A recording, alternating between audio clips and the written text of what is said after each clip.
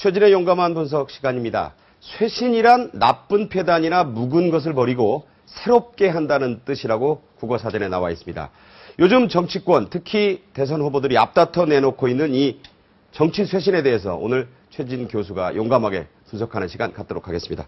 어서 오십시오. 예, 안녕하세요. 자, 야권 후보 단일화를 위한 이제 첫 단추, 드디어 역사적이라고 의미 부여를 하더군요. 예. 그런 회동이 이제 4시간도 안 돼서 있게 되는데, 예. 자, 오늘도 정당개혁론, 정치 쇄신, 박근혜 후보 진영에서도 나왔고, 예. 이렇게 쇄신 얘기가 대선판에 많이 나오는 이유가 뭘까요?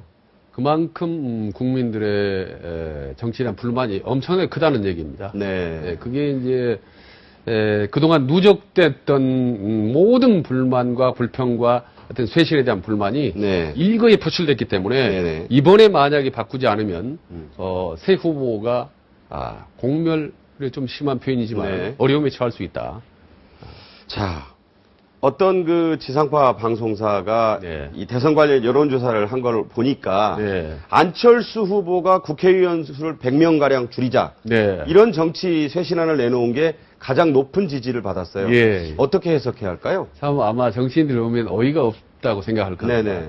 만약에 허경영 같은 후보가 네네. 100명이 아니라 50명을 하겠다. 혹은 국회의원 제도 자체를 없애겠다라고 할 경우에 오히려 박수를 칠 사람이 많을 겁니다. 네네. 그거는 무슨 말씀이냐면 바로 민심이 현지소를 말해주는 겁니다. 네. 그래서 안철수는 정치권의 흐름을 얘기한 게 아니라 네. 민심이 어떻게 흘러가는 건지를 정확히 찍은 거죠.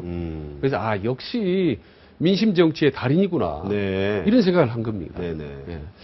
자, 또 하나 문재인 후보가 이제 오늘 또 회의를 하면서 정당 개혁론을 내서 발표를 했는데 예. 핵심이 중앙당이 하고 있는 국회의원 공천권을 네. 각 지역 시도당으로 넘겨주겠다 이랬어요. 예. 이거는 또 어떻게 봐야 됩니까? 말로 실제로 그렇게 이루어진다면 엄청난 개혁입니다. 공천권은 공포의 천하를 움직이는 권한이다라고 할 정도로 네. 아주 그 무소불위의 권력입니다. 그렇죠. 예, 대통령이나 총재가 바로 공천권 때문에 줄서기를 만들지 않습니까? 그렇죠. 그리고 또 국회의원들은 공천권 때문에 줄을 꼼짝 서고. 못하는 거죠. 네, 줄을 서고요. 서는 네네. 거기 때문에 그만큼 어떤 권력 쇄신의 상징이고 구정치의 상징이 바로 공천권입니다. 이거를 위에서 아래로 내려주겠다?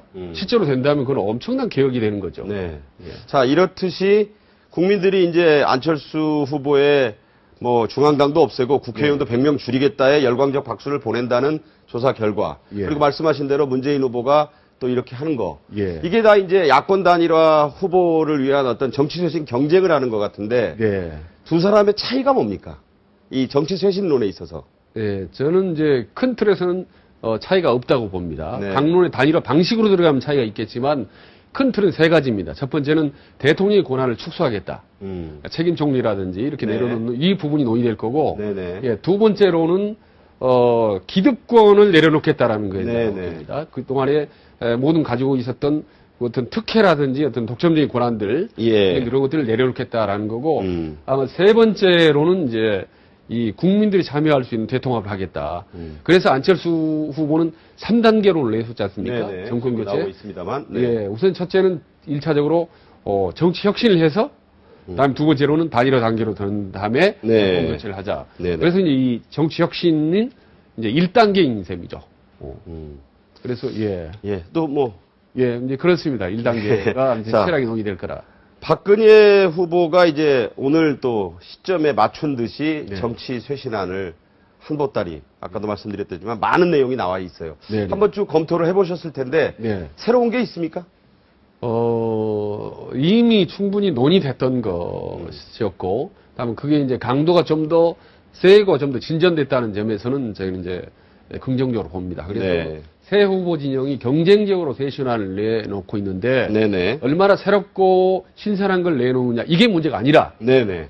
얼마나 기존에 가지고 있던 기득권을 포기하느냐. 자기 이 것을 부분- 버리느냐? 예. 그걸 보고 국민을 감동을 합니다. 새롭고 그럴듯한 것은 국민들이 크게 마음을 움직이지 않습니다.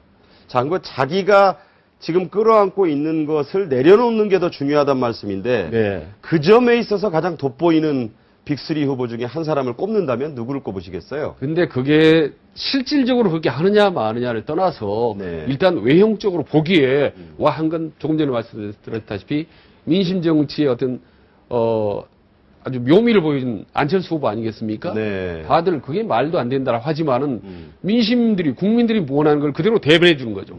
그런 점에서 여전히 민심을 타고 있는데 실질적으로 단일화 과정에 들어가면서 과연 그게 어떤 효과를 거둘 수 있느냐는 또 이제 그 다음 2단계 문제입니다.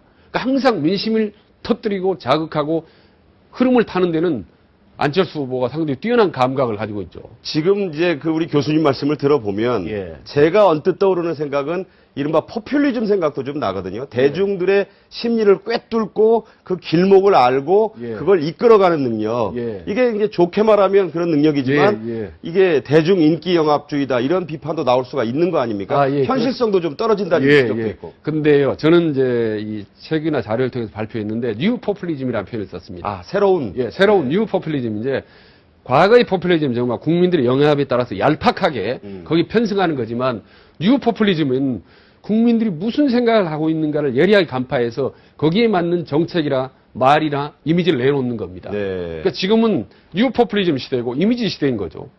그래서 남들이 정치인들이 보기에 말도 안 되는 이 높은 지지도를 안철수가 구가하고 있는 이유가 뉴 포퓰리즘인 거죠. 그러니까 안철수는 뉴 포퓰리즘의 달인이다. 예, 그렇습니다. 네. 그래서 그거는 전적으로 이거는 문제가 있다라고 일방적으로 치부할 수는 없는 겁니다. 네. 왜냐하면 요즘은 국민들의 마음이 가장 우선이고 주도하고 국민들이 앞장서 있기 때문에 네. 지도자들은 거기에 따라서 국민들의 눈치를 봐야 되는 시대가 된 거죠. 네. 예.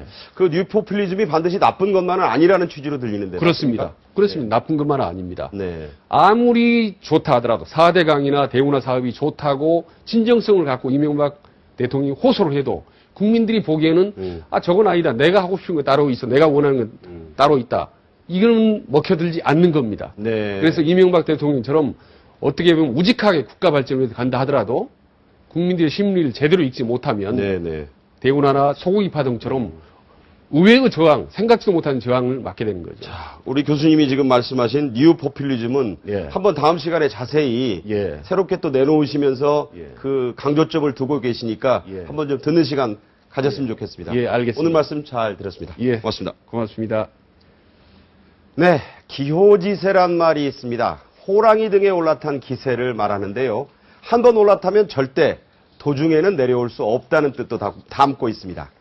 대선판의 최대 이슈인 야권 단일화 논의가 본격적으로 시작이 됐습니다. 호랑이 같은 국민들의 등에 올라탄 만큼 끝까지 오직 국민들만 바라보고 나가길 바랍니다.